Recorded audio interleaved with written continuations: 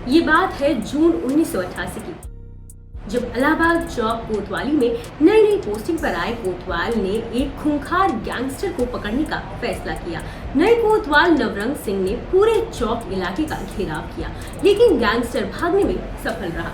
Police की इस हरकत से वो गैंगस्टर इतना नाराज हुआ कि उसने उसी रात कोतवाली पर हमला कर दिया। कोतवाली पर इस कदर बमबारी हुई कि शोर के कारण आसपास के इलाकों में लोग पूरी रात नहीं सो पाए। इतना ही नहीं, पुलिस को जान बचाने के लिए कोतवाली के स्मारकीय गेट तक बंद करने पड़े। नमस्कार, आप देख रहे हैं मनी कंट्रोल हिंदी और हम आपको बता रहे हैं 1980 के दशक के सबसे खूंखार गैंगस्टर के बारे में।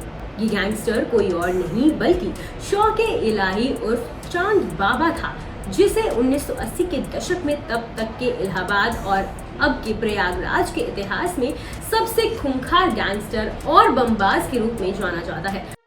बमबाज शब्द का इस्तेमाल अक्सर ऐसे व्यक्ति के लिए किया जाता है जो देसी बम बनाने में एक्सपर्ट हो।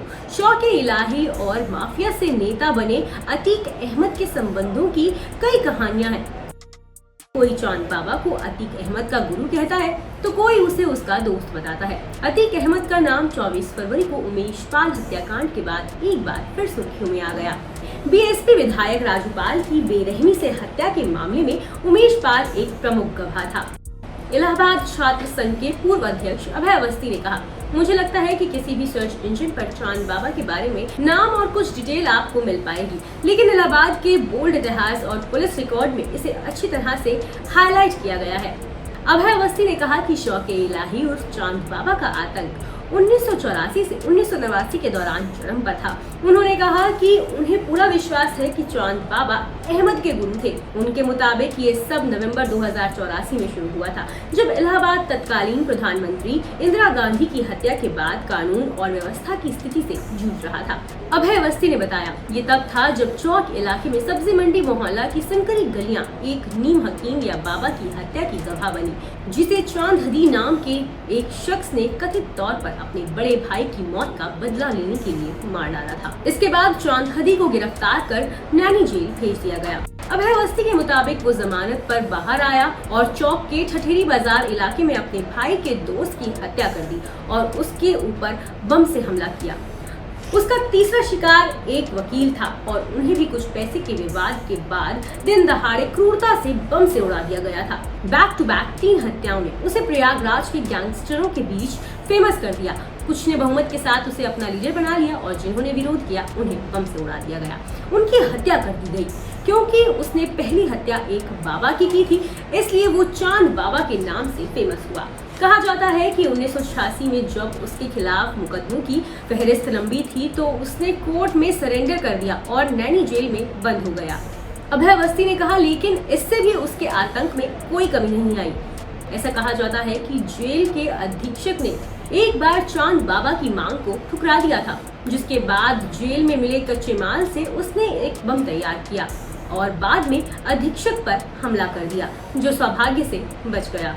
एक स्थानीय नगर सेवक जिया उबैद खान ने कहा, अब तक चांद बाबा इलाहाबाद का एक बड़ा गैंगस्टर था और बाबा ने जो बनाया वो स्थानीय लोगों के बीच उनकी रॉबिन हुड छवि थी। जब उन्होंने रानी मंडी चौक में पास के एक वैश्यालय को स्थानीय लोगों के अनुरोध पर खाली करवा दिया तो उनकी छवि उनके जीवन से बड़ी हो गई।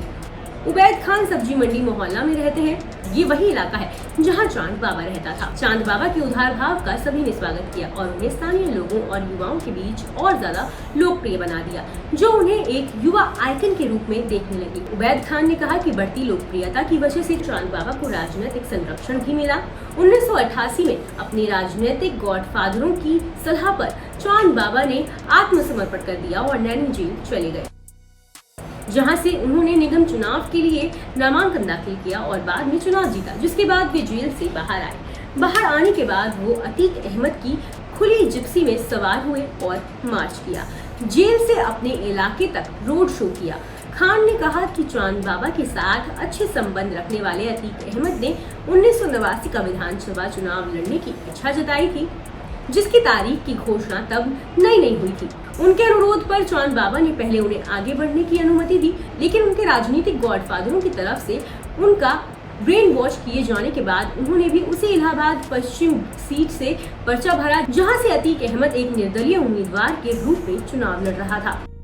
इसके बाद 6 नवंबर 1989 का वो दिन आया जब रोशन बाग दल के पास चौक इलाके में भीषण गैंगवार हुआ, जिसमें चांद बाबा मारा गया। अगले दिन विधानसभा चुनाव का नतीजा घोषित किया गया, जिसमें अतीक अहमद लगभग 25,909 वोटों से जीता, जबकि शौके इलाही को केवल 9,221 वोट ही मिले। इस बात को करीब 34 साल हो गए हैं, लेकिन चांद बाबा और शौके इलाही की यादें आज भी लोगों के जहन में ताजा हैं।